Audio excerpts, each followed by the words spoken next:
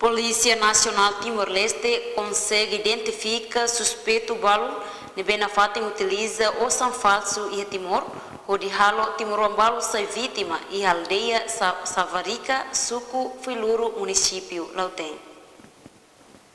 E também a Polícia Russi Unidade de Patrulhamento Fronteira, será halo atividade rotina, e a será a área de serviço, e a atividade rotina, né? Será consegue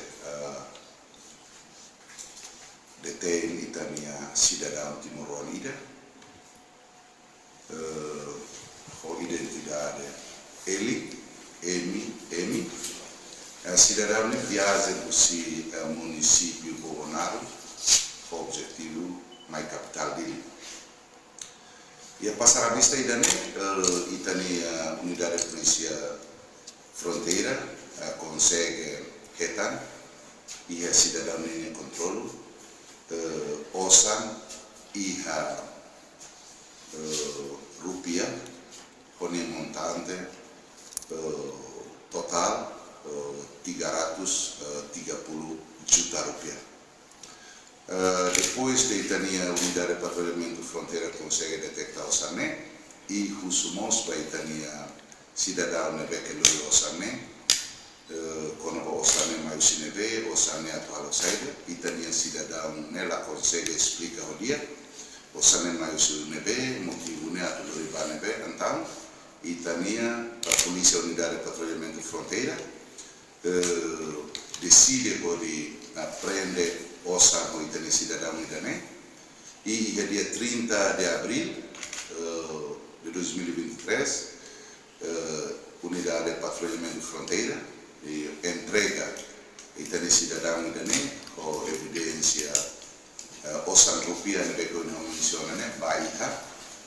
comando penitenziário município Bolonaro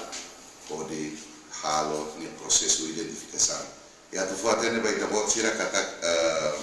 processo de identificação vai a caso idane e também investigação no município de Bolonaro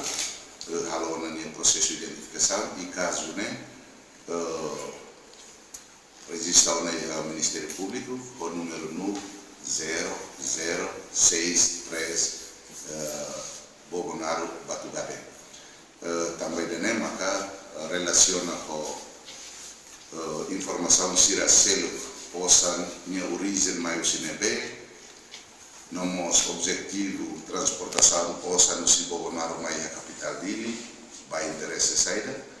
e seja processo de investigação nelara a minha bela a transmitir vai da botira além de